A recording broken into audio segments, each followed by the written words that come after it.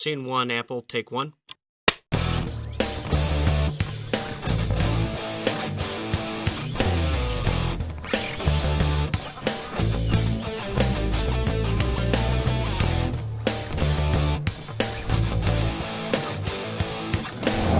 Hi, everyone. I'm Shane Borza. Welcome to another episode of Film Notes, the show where I talk about filmmaking and filmmakers who are in the industry doing various roles and various projects. Today, we have a friend of the show, NICHOLAS TABARROK, who is a producer at Darius Films, and he reached out to me having listened to the show. So I'm excited to have a chat and learn a little bit more about who he is and what he does. So NICHOLAS, welcome to the show. Thank you, Shane. Thank you for having me. Now, I mentioned that you had reached out, and I actually love connecting with new people. And now that we're in season 4, which, side note, if you're just getting to the show now, there are 3 previous years of the show. So dive into the archives and you can hear some of the conversations we've had with other guests who are great. But it gives me a chance to kind of come in cold and learn a little bit about not only what you're doing now, but like how you got into it. So is producing at Darius Films something like you've done the whole time? Is there been an evolution? You know, how did you get into producing or just working in the industry as a whole? Yeah, it's a good question. I haven't produced the whole time. It was a series of steps for me. In hindsight, I probably didn't do it the best way, but it was the only way I knew. I didn't know anyone in the business. I didn't know anything about the business. I just knew it was a business that I wanted to be in. So, you never get a first job as a producer. No one hires a producer. A producer creates their own work and so forth.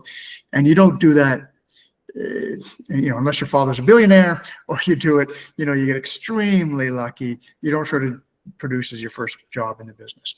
So what I did, again, not knowing anyone, not knowing anything, I started as a PA, production assistant, which is the lowest, rung in the tier, of film jobs. And I just did that once. And then I had sort of an affinity for numbers. I'm good with math. So I became a production accountant, not because I wanted to be an accountant. I don't have an accounting designation, a CPA or anything like that.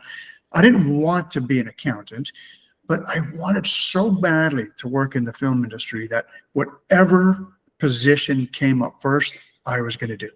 And I was sending out resumes like mad. And the first one that responded was this production accountant. So I did that. And I think I only did that for 2 or 3 films. And then I became a production manager, which is, handling the nuts and bolts of a production. Then I became a line producer. But through all of those stages, the eye was always on producing. It was always to be a producer. I never wanted to be anything else. Those were sort of the necessary steps to get there, but I always wanted to be a producer. So after line producing for a little while, I eventually optioned my own material, developed my own material, raised my own financing, and then became an owner producer, meaning I own the production, put it together, and I would, make the film. And in my first few years of doing that, I wasn't making a living at it. I was making low budget movies. I wasn't making a lot of money at them.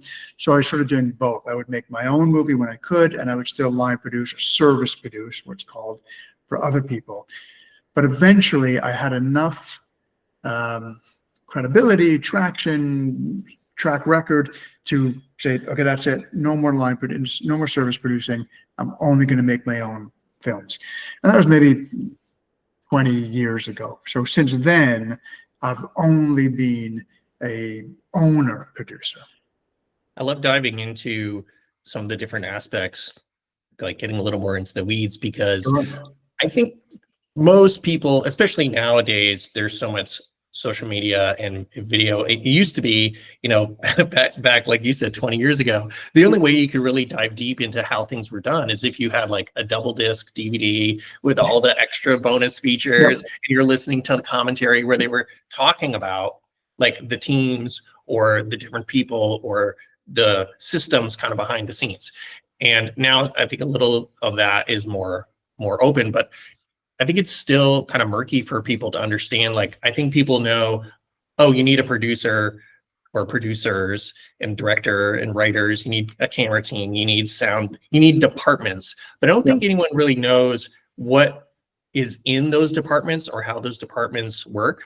So you mentioned a little bit of the hierarchy there, like starting as a PA, going to a line producer, and so on. So can you dive a little bit more into like the producer world, or what the pecking order might be, or how, like you mentioned, you're doing different roles, like a service producer on one hand and more of like a self-producer on the other hand? Because I think that producing is still kind of not understood. And also, I laugh. I listen to the How Not to Make a Movie podcast, and they talk a lot about, what does a producer do? Yeah. And it can be vastly different, not only producer to producer, but project to project. So I guess the second part of that question is, even now as a producer, are you finding you're kind of just doing the same thing on each project, or are you doing different things on each project? So kind of two different things there. Yeah. So I'll start with the first question. So you're absolutely right that the producer is the most ambiguous and undefined role on a film set. I think you ever ask someone in the film industry, and certainly even people who aren't even in the industry, they're to walk on a set and, okay, a grip. I can see quite clearly what a grip is doing. This is a guy moving lights around and so forth. The gaffer is actually setting the lights and dealing with lighting, and the sound guy is recording sound. Wardrobe is their wardrobe. So all fairly self-explanatory. The producing job, you can look at a producer and have no idea what they're doing, because often on set, they could be just standing there, it could be on their phone, they could be, dealing with things that come up, but it has the least rigidly defined position.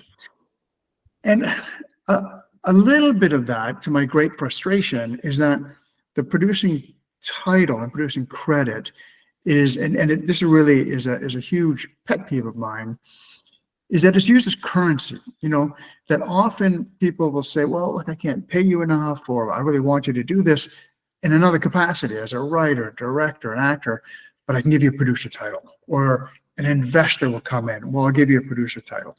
Or I've made offers to actors before, and the manager says, okay, well, I'm a producer on it. I said, well, no, you're not. You're the manager. You're going to get 10% of the fee, and that's your role in this.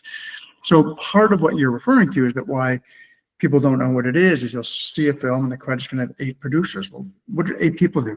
Usually, with some exceptions, if there's 8 producers, 6 or 7 of them did nothing. They had some ambiguous, tenuous role, and 1 or 2 really brought the thing together. So a classic producer job is that it actually starts with the producer. I think a lot of people don't understand or appreciate that no one hires a producer. Nobody gives a producer a job. Producers completely self-generated work, and it's up to us to find a piece of material.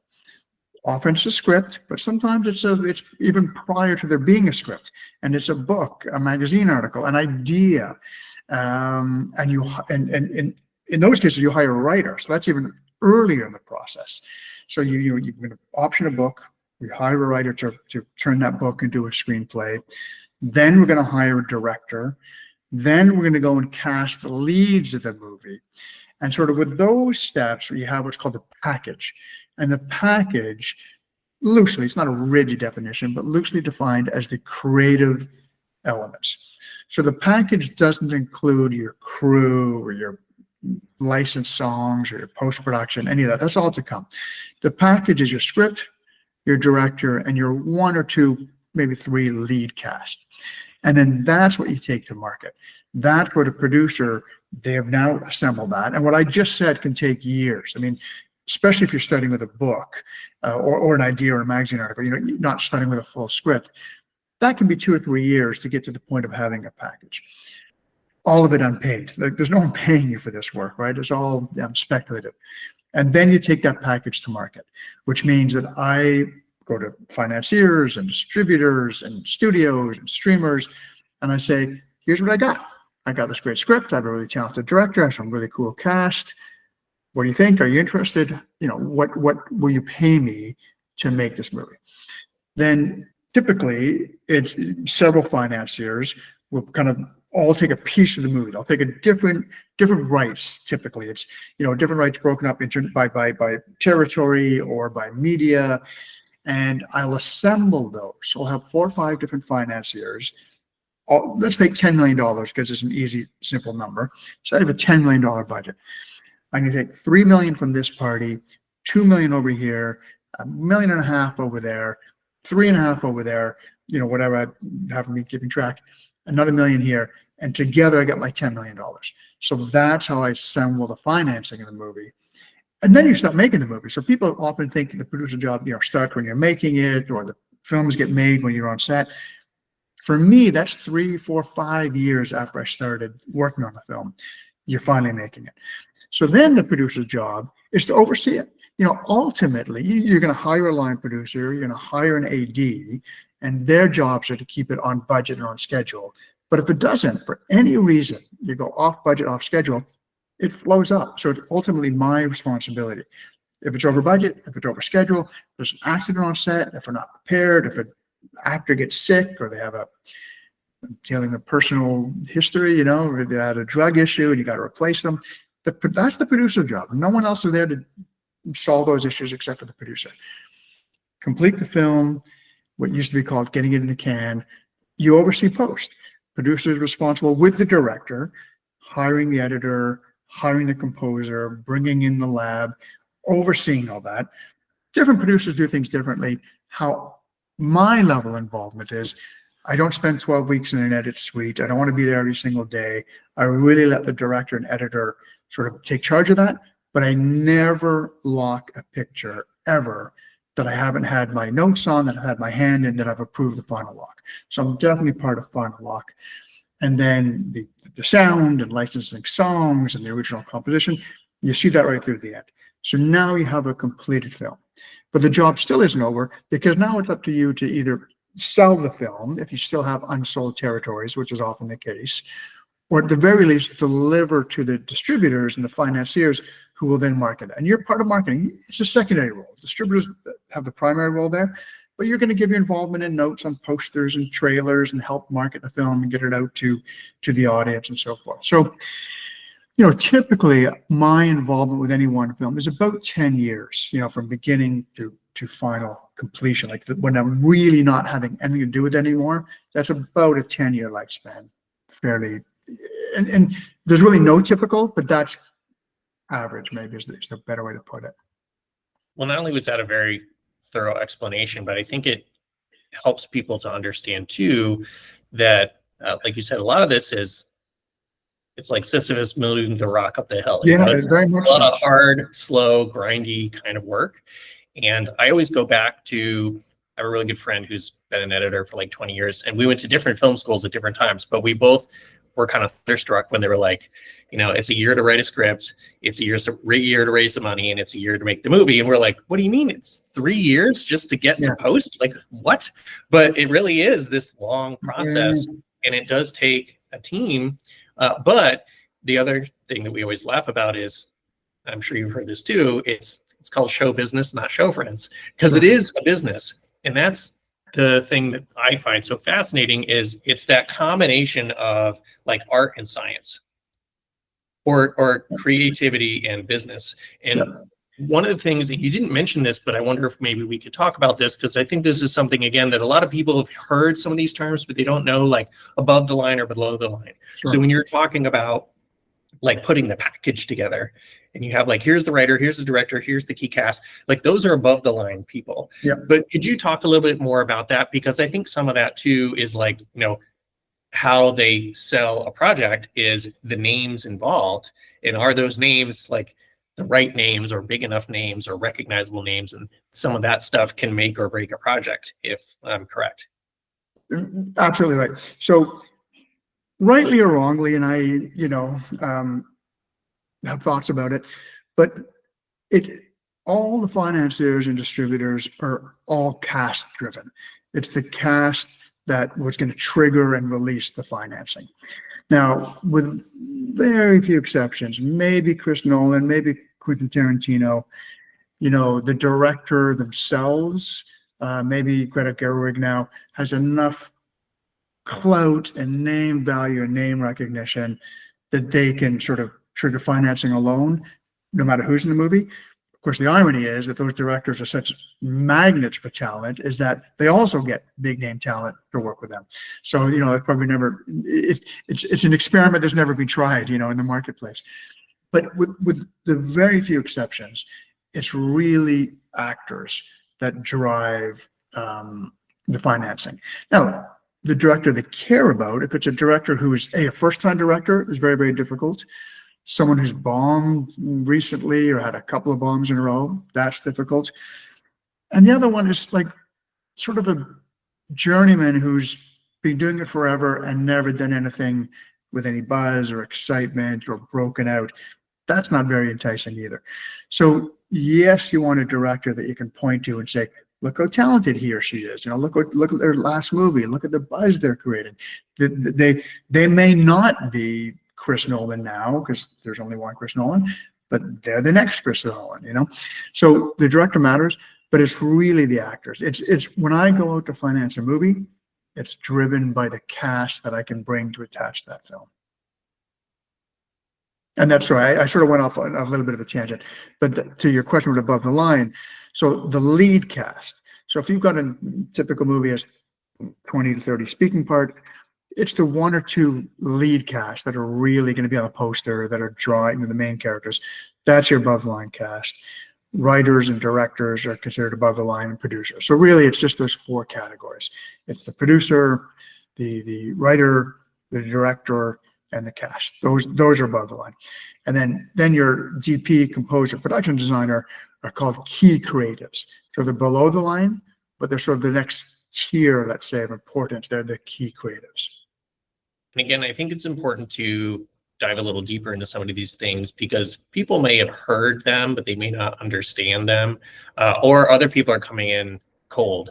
As I mentioned in passing in the beginning, a lot of people are starting off doing indie stuff or no budget stuff, and the crew is them or sure. people or what have you, and especially in indie, we're wearing multiple hats, and so we might understand that we're changing channels, so to speak, and be like, okay, as a producer, I need to get this stuff organized.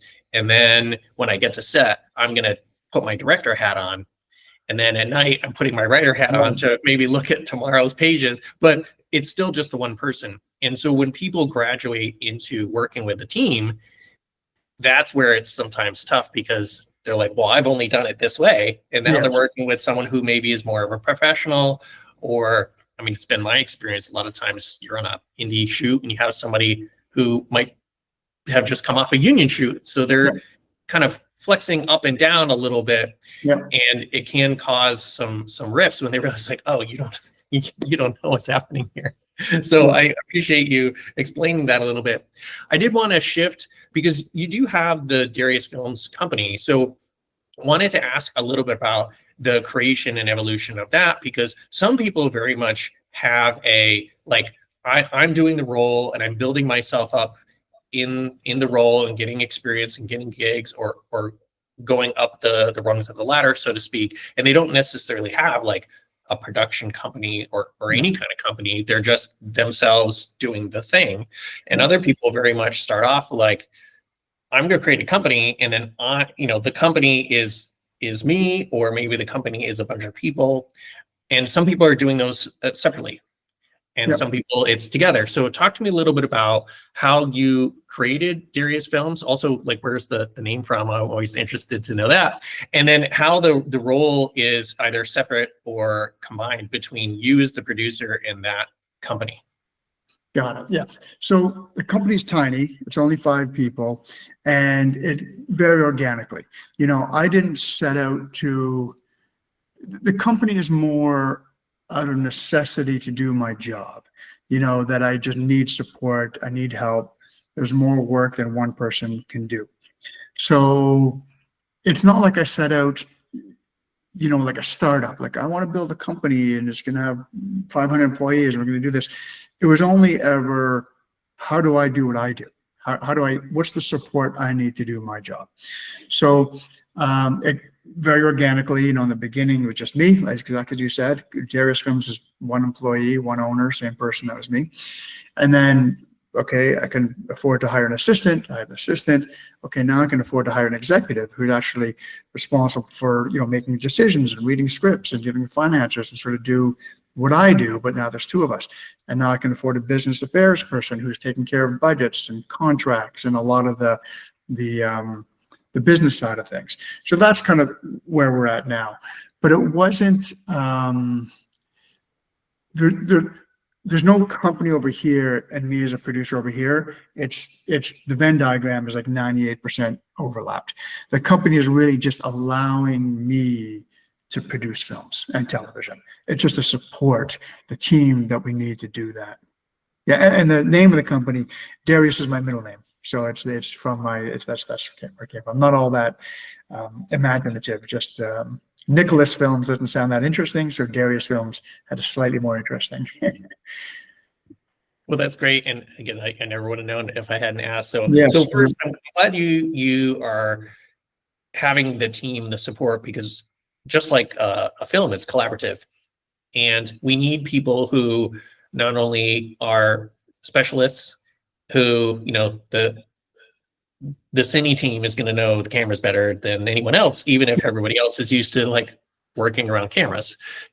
So talk to me a little bit about, like you mentioned, kind of hiring like one person at a time, because it might parallel a little bit of that journey of like putting a film together, like you're mentioning, where it's like, okay, we have the script, so we need to find a director for it. And then we got the director, so now we got to find the cast. So similarly, how was the process of you kind of adding to the team, finding those people, figuring out how to, or even when to grow? Yeah. Because I think that's another aspect of filmmaking, is that we all start with shooting something in the backyard. And the goal, of course, is every project is bigger and better. Yep. And it's learning how to grow, when to push or maybe reach a little too far, but also knowing when not to reach too far. Yeah. It's a great question. And it's never perfectly aligned, right? So we had a really busy 2021, 2022. We made 4 films in 2021, 3 films in 2022. As I said, we're a small company. That's a lot of volume for us. We're not Netflix, So if we're making 3 or 4 films in a year, we're all overworked. That's more work than 4 people can do. We're all of us behind. We can't catch up. Like it's just, no matter how hard we're working, no matter how hard we're trying, no matter how competent we are, it's just too much volume, because by the time, we're literally editing one and in production the next, sound on the third and so forth. And then what really slows down for a small company like mine is what's coming next. Well, if you're making films, then you're not developing the new ones to fill the shelf, after that. So when we're busy, we're understaffed because we need more people to take care of everything. But then 2023 comes and there's a writers and a SAG strike and everything gets ground to a halt and we make no films. Now we've got overhead of 4 people and no money coming in. So it's never a perfect balance. You're either understaffed, but if you grow up too big, to match that, like let's say I took on 6 people, 7 people in 2022, we could have kept them all busy. But then 23 comes and then there's no work coming in and I got 7 people on payroll. That's not sustainable either. So you're always either slightly under or slightly over, and it's just finding the right balance. You never want to be too understaffed that balls are dropping and you're not keeping up. And you don't want to be overstaffed or you got this big overhead and you're paying for people that have nothing to do. So that's the tricky balance. Yeah, it's hard to do. It's hard to do. This exists at all levels and layers of the industry. I worked in post-production at Deluxe for almost 10 years and ran one of the QC departments. And that final quarter of the year is always crazy because you're trying to get out all the big tentpole movies for the holidays, especially kind of Oscar consideration is those last couple of weeks of the year. And of course, we're doing things 30, 60, 90 days out. So, if you have a movie coming out, all the horror movies come out in October. So we're doing them in, August and September or what have you. And then you come back from your winter break in January and February are dead. Yeah. Yeah. And so we're constantly going, how can we pull in everybody? You know, it's all hands on deck. Everyone's working, you know, all the screens are 24/7. And then in January, it's like, nobody has anything to do. What are they all sitting around? Yep, absolutely. We're like, please do not get rid of anybody, because 2 or 3 months from now, you know, March, we need to get all those spring releases going. Like, and so it was a constant fight for us running the department to say, well, remember 30 days ago when you were like, we need to hire 5 new people? I'm like, well, it takes 90 days for us to train people up. So what do you want us to do? So it was a lot of tension there. And that's just post-production QC stuff. Well, exactly. And as you say, you know, Netflix has however many thousands of people, I have no idea. But there are times where I bet you they feel, okay, we have too many on the payroll, we got too much overhead, we got to cut down. And then there are going to be times when they feel, God, we need more people because we're ramped up, we're so busy, we don't have enough. So you're absolutely right. It happens at every level. Disney, Paramount, everyone feels they have too many or too, like no one's ever like, we have the exact amount. It just never works that way, or at least not for long. Maybe, you know, for a period like this is just running smoothly, but then either going to get busy or it's going to slow down and you're off kilter again. Sorry to stop the show, but we've got some bills to pay around here, and to do that, I wanted to point out a couple things I've got on offer at ShaneBorza.com. As both a master-level mental health coach and an award-winning filmmaker, I have the experience and expertise to help you go further faster, regardless of whether that is in your production or life. I am psyched to announce all my courses and books have been updated and expanded and are available on both Apple Books and at my shop. Especially wanted to point out my film notes book and workbook, where you can learn everything you need to make your film and get it out to the world. If you need help with either your life or film, please reach out. And now, back to the show. We were talking about just having a number of films come out, and it can be great and terrible to be a success in a way, because again, this is another thing, you know, it takes so long for people to build up the skill set and put things together, whether it's fundraising or anything else, that getting the experience of like learning how to do stuff, that, you know, it might take people 5 or 10 years to do that next film, but it can very quickly become an exponential growth curve, so that all of a sudden you are saying like, oh, we've done 7 movies in 2 years. So that's the goal. So how has that gone? Because when I go to your site and I see your movie tab, I mean, it goes back almost 20 years, and you could see like, oh, there's 1 movie this year, or maybe there's a year there isn't a movie. And then as you get more recent, you're seeing like, oh, there's multiple films per year. So when you look back on that, how do you see like that progression? And maybe this moves us into this like the film notes section where people give us their notes, the things they've learned. So when you look at that like 20-year history, how perhaps in retrospect have you seen like the ability for you to go from a film every other year or a film every year to the point where, especially around where there's like a strike and everything's on pause, because we really had 2 interruptions in a row. We had the pandemic, which shut everything down, and then people were kind of back for a year or 2, and then we had the strike and everything was shut down again.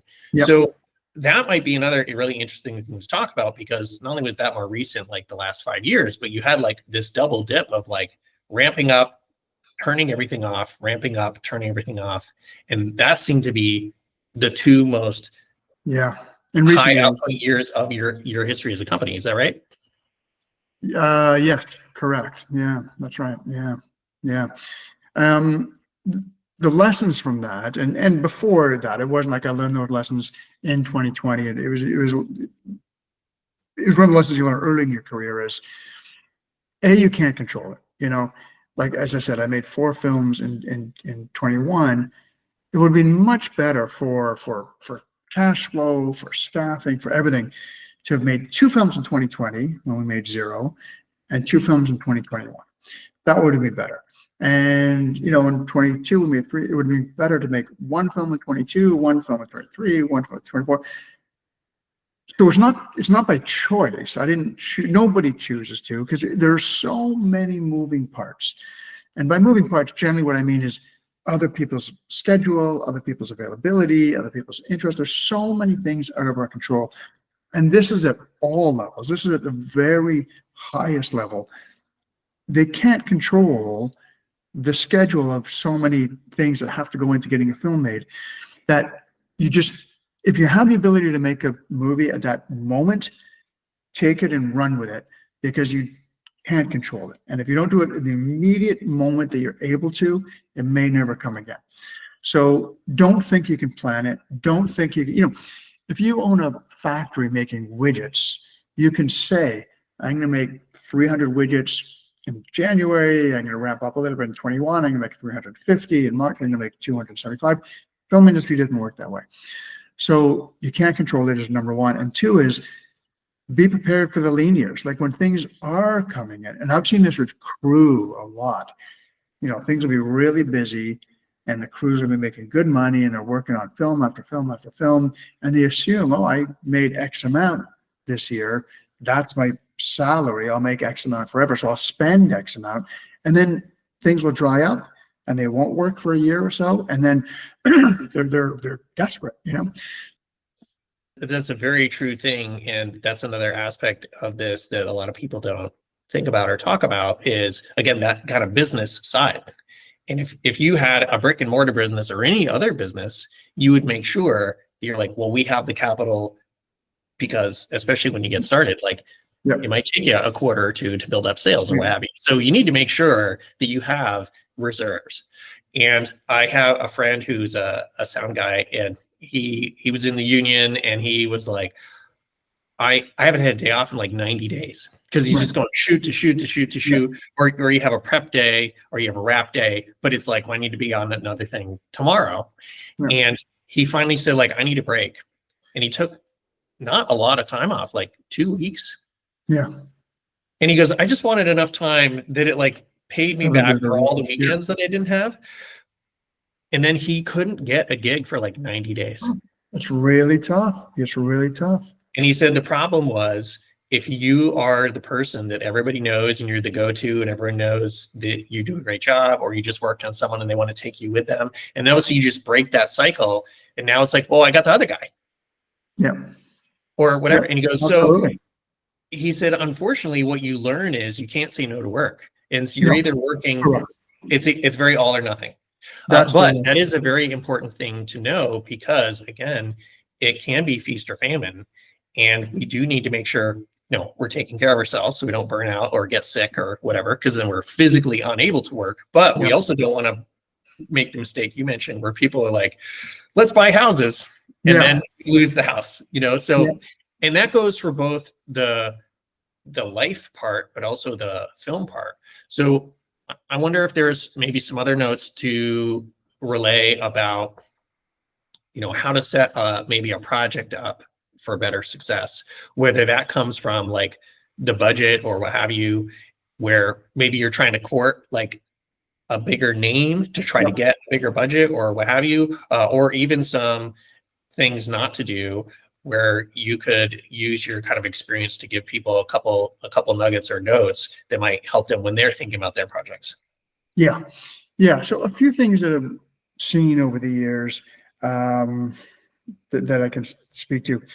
One of the pieces of advice I always give to new, young, up-and-coming filmmakers is, don't spend a lot of time making shorts. That they seem to think, okay, shorts is doable. I can do it on a weekend. I can afford it. I can make one short. Sure, great. Not for a producer. Producer, there's no real value in a short. If you're a writer, director, actor, DP, make a short so you learn a little bit about it, get your mistakes, something, it doesn't matter. Maybe a second short to kind of hone things and get a second shot at it. By the time you're making a third short, you're wasting your time, because shorts have no market value, zero. You're never going to sell a short. Even if you make a short for $5,000, you're not going to sell it for $5,000. So there's no market value. There's no return. There's not a product or an asset there that you can sell. It's only a learning experience. And the time and effort and energy it takes to make a short, Save it up, reserve it, and make your first feature. So don't spend a lot of time and waste a lot of time and waste a lot of energy making short films. They're not of any value. I shouldn't say not of any value. They're very rarely of any value. The other thing is, yes, especially with smaller indie filmmakers, they don't put enough of the budget and emphasis on cast. Now, there are incredibly talented unknown actors. You know, the here in LA, every barista and waiter and Uber driver is an actor, and some of them are really talented. So it's not to say you need to get a famous name or celebrity or, you know, an actor that's known because they're better than the actor you want to use. It's that's how your film is going to be seen. That's what's going to get the film exposed to other people. There are great movies that have been made that are never seen by the public, that you and I have never heard of, that we're never going to hear of, because the actors don't rise above to capture people's attention. And that's at every level. And again, we can come up with exceptions. Oh, well, how about this movie that had nobody in it and it broke out? Yes, every year, maybe once a year, maybe once every 2 years, there is a film with unknown actors that broke out. Sure, that is the exception to prove the rule, and there are a million more that don't. So if you know, get $500,000, $250,000, even like I'm talking about the lowest that I can sort of think of. If you're truly doing it with your own money and your friends and you're making it for $10,000, $20,000, yeah, you're not going to get a known face. But if you're going to raise hundreds of thousands, put $50,000 to have a known actor come out for one day, so they can put that actor in the press release, in the poster. That actor can go to the festival and be on the red carpet. That exposure is going to be worth more to you than the $50,000 spent on another 2 days of shooting or another 10 songs or whatever else you might want to spend it on. That you want the public to find out that your film exists. And the best way to do that is to put a face in it that they're going to recognize. And that's a really important note. Well, I should say both of those. And so I went to film school in Sydney, Australia, and lived overseas for like 3 years. And that's where I kind of got started. And I went to this big film festival there, and I had this like kind of senior thesis film. Of course, you're only making short films in film school. And I was in a stunt group, and so I wanted to like make action movies and do all that kind of stuff.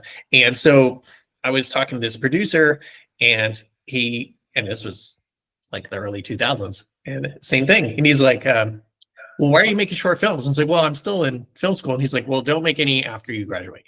I agree 100%. And so the marketplace value is like zero. It can be, like you said, very helpful to like learn how to do this stuff, because it's one thing to like understand that you need to like write a script and then shoot it. It's another to actually be on set and make that happen.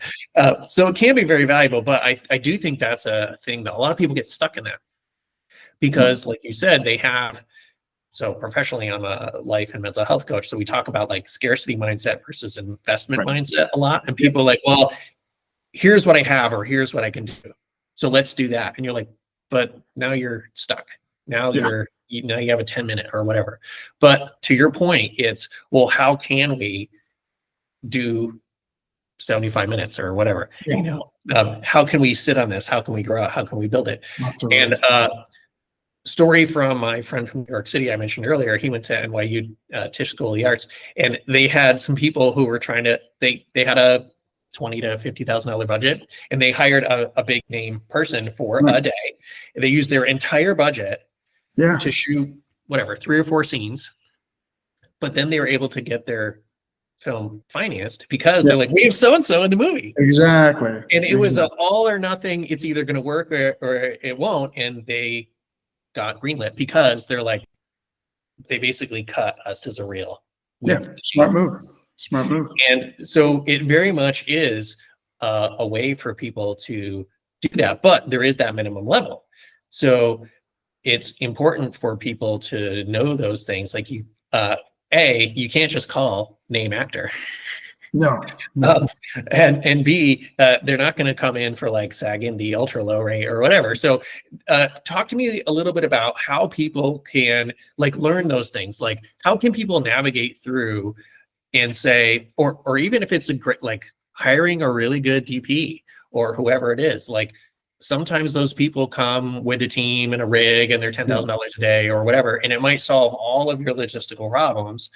But now it's $100,000 just to get that guy for 2 weeks or whatever. Yeah. So how can people figure out some of these things if they are doing like budgets or building some of this stuff on their own? Or how can they find someone like maybe yourself so they could say, hey, if I need someone like you, how do I find you, connect with you, hire you so that you can help shepherd like the project through? Yep. Great question. So, you have to immerse yourself in the business somehow. You need exposure. You know, it's an old cliche, and I heard this before I was even in the business. So I think it's a 50-year-old expression, if not longer. You know, this is a relationship business, and it really is. It's who you know, who's going to answer your phone calls, who's going to respond to you, who's going to return your emails. So, you know, I mentioned before that every barista and Uber driver and waiter is a writer, director, actor. And I get you got to pay the bills. I get you have to pay rent. I totally respect that. I don't mean that in any disparaging or elitist way. I mean, I get some of those people are incredibly talented. They just haven't had their break yet. But what you have to do, work on a film on the weekends, work on the film on a day off, get into the business somehow. Because what you were just saying about a DP, you're going to call a DP who's cold, has no relationship to you. Yeah, as you said, I'll come out $10,000 a day. If you work on a film and you're a PA on the same film that DP is working on, and you show hustle and you get them coffee and you're there when they need it, and you're just showing that you're a hard worker. After that film's over and you've spent 20 days with them, and you say, "Hey, I'm making my own little short film. Would you help me out? I'd love to have you." They're way more inclined to say, "You know what? I'm not working on Wednesday. I can either sit at home on a couch or I can help out this young kid filmmaker. I'll do that." And that happens a lot because it's that kind of business. It really is a collaborative business. So, yeah, it's really about getting some foot in the door. You can't break into the film industry if you're not in it in some way, you know? So my big lesson as a producer, and I didn't know this, or I really didn't do it the right way, is looking back, is if you want to be what I do, I'll come to that in a second. Let me go back a second.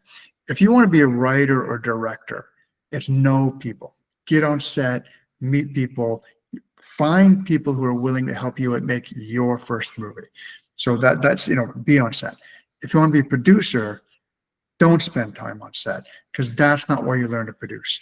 Producing is a desk job. It's an office job. It's not a set job. Yes, I am on sets and I do work and so forth, but really, as I mentioned off the top, the shooting part of the film, that 6 or 8 weeks I'm shooting movie, is 5% of my job. The rest of the job is working in an office. And what I mean by that is I'm phoning people, I'm emailing people, I'm getting people to read my material. So if you're a producer, or want to be a producer, work for a producer, see what they do, work at an agency, be in an office. So you see the phone calls that are coming in, you know the phone calls that are going out, you're getting an assistant over here, you're going to meet assistants over there, meet that assistant for coffee after work one day, and then in 3 or 4 or 5 years, your assistant friends are now junior executives and they're development execs and they're agents and they represent talent. That's how you do it. It's all about knowing people. And that's a really important aspect. And again, I think people understand that on perhaps a production side. You know, how do you meet people to work with? You work with them. Exactly right. Yeah. But it's so true in that, you know, business side as well. And again, I worked at Deluxe for almost 10 years in Burbank, and you get all kinds of people in there in a screening. And sometimes it's the director. Like occasionally you have, like we had Oliver Stone in one day, you know, or whoever, and everyone's like, "Oh my God." But most of the time you're just like, who are these 10 people in the break room? You're like, well, that's the sound design team for the next movie. And you're like, so and so is an Oscar nominee Yeah. or whatever. Like, it's just some guy. Like, nobody knows who that is. Perfect. But those are the types of people that you have in your screening room, and you're like, they're going to be in there with you for 4 hours because they want to keep stopping and replaying and, like, you know, let's listen to the 5.1 versus the 7.1 versus the Atmos versus whatever. And can we isolate this channel? And that's where you really learn and connect with those people. And all that is not on set. So I really echo that.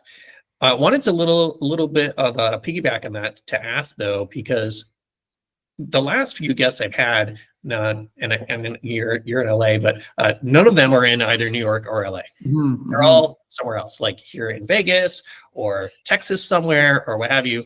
So has any of that changed now that so many people are remote, or is it still very much like a, you know, face-to-face across the table kind of handshake type of thing? I believe you got to be that. I really do. Not talking about other countries. You know, if you're in London, you're in Paris, you know, you're fine because you're within that industry. But if you're in the U.S. film industry, you got to be in LA or New York. Once you become a known piece of talent, you can live anywhere you want. You know, George Clooney can live in Italy. You know, whomever. You know, Chris Nolan can live wherever he wants. His phone's never going to stop ringing. But to get to that level, you have to be, if somebody calls you on a Thursday night, says, hey, somebody dropped out, can you come in Friday morning? You got to be able to say, yeah. You can't say, oh, well, I got to book a flight. I got to find out if I can get a hotel. You got to say, yeah, I'm there, no problem. If you're a writer and the producer says, can you meet for coffee? You can say, yeah, I can meet for coffee. How's 3 weeks from now? Because I got to get some time off work and I got to book a flight. I got to, no, yeah, I'll meet you for coffee tomorrow, no problem. You have to be able to respond immediately. I really believe that Zoom and telephone and email, these things help, but we're still, humans are animals, and just there's something about face-to-face and meeting someone and being able to shake a hand that is not replaceable. It really is that intangible factor. And that goes all the way back to how I was taught about casting. You got to get someone in the room. Yep. You got to be able to feel like, I mean, the tape, so to speak, the reel, it gives you, it's kind of like the resume. It's like, it gets you into the interview. Well, the interview is, we're going to, you know, do the audition. But when you're actually in there, that's where, like, that's the magic. That's the synergy. You're like, they have this thing, or they don't, and I can just tell. Well, you can't tell doing this so much. So I very much echo that. Before we wrap up here, I want to ask where people can find you, see some of your work, follow or reach out. And if you have anything that's either out or coming up that you want to spotlight so people can check that stuff out as well. Well, it's really good timing because we're recording this on February 22nd, and yesterday, Friday, February 21st, my most recent film came out. It's called Daniel's Gotta Die. It was Bob Saget's last movie, who is a dear close friend of mine, so it has a very bittersweet resonance and weight to me. But it's a really funny comedy, family dysfunction comedy. It's not a wide release. It's in a handful of theaters throughout the U.S., but it is available on VOD everywhere. It's available on all the main Google and Apple and so forth. So it is available for download at the moment. Daniel's Gotta Die. I'd love for people to see it. It's a charming and fun film, and I really would love for people to be able to enjoy Bob Saget's last performance. My older films, I should have a better handle on where they could be seen. I actually don't know. You know, people say such and such on Netflix. You know, it's a good question. I don't know, but they're out there. You know, if you look up IMDb and see my film titles, The Baker, Padre, Art of the Steal, Defendor, some of the better known, The Calling, some of the better known movies I've made, they're on some platform. I don't even know these days, you know. In the old days, you know, when there's like so few platforms, you could say, oh yeah, it's running on HBO right now. Now there's so many different platforms. I don't even know when my films are available, but I do know they are available. So between Hulu, Prime, Netflix, all the others, they're out there somewhere. I listened to the WTF podcast with Mark Maron, and he has a joke about the platforms where he said, not only have I not heard of that movie, but I haven't even heard of the platform it's on. Well, that's it. Exactly. Yeah. Yeah. That's it. Yeah. Well, it's funny when I saw your films listed on your site. And for those of you who are listening to this as a audio podcast, this is a show on YouTube. So I always encourage people to watch the show because they can not only see the person, but I put all the links and the screen grabs and the posters and everything up so you can see that stuff. But I've seen DeBaker in a couple of those other films. I was like, oh, this is the guy that made the movie I saw. So they are definitely out, and I'll make sure that people who watch the show will be able to see, the links and some of that. But I encourage people, go to the website. I believe it's dariusfilms.com. And very simple, dariusfilms.com. And I'll do one more plug since you mentioned YouTube. For anyone who's watching on YouTube, after you watch this episode, please go to Forget About It. There's an animated series of mine that has a YouTube channel of its own, and Forget, spelled F-U-G-G-E-T, Forget About It, which is also near and dear to my heart. And it's a really fun adult animated series about a mafia family that is forced to witness relocation program into Regina, Canada. That sounds amazing. And I have a friend in animation, so I'll have to share that with them. So other than the YouTube and the website, anywhere else where you'd like to send people, have people connect with you? Or no, that's our main thing. Again, I'm kind of old school. We should probably have more tentacles out there, but it's we generate and produce the content, and maybe to my loss, maybe I should be better at this. We rely on others to push it out to the world. So you can find out what we've done from the website and IMDb, but as to where to find it, it's all you know better than I do where they're available right now. Well, as a quick aside, I just got hipped onto this. I think it's called justwatch.com, and you can go there and put in a title, and it'll let you know what platforms. Right. Never heard of it, but I'm going to check that out. Easy. It's a go-to for me now because a lot of times I'm like, I don't know where to find this, and then I give up. So there are kind of like some specific content search engines like that, which can be helpful. Well, really want to thank you for coming on and not only talking a little bit more again about like the producing world, which again I think is very murky for people, but also about your company and your productions. As I mentioned before, a lot of people are listening to the audio only podcast, but this is a YouTube show too. So please go there. And of course, if you want to help the show, go to my Patreon and subscribe. But thank you so much for being here and talking about. Thank you for asking me, Shane. Appreciate the conversation. Thanks for watching. If you'd like to support the show, please click on the link below. You can also contact me at my website if you have any questions about filmmaking or anything else. Off to the side, you'll see a couple of my books, Film Notes and the Film Notes Workbook. I encourage you to check those out if you'd like to learn more about filmmaking. See you in the next episode. Scene 1, Apple, take 1.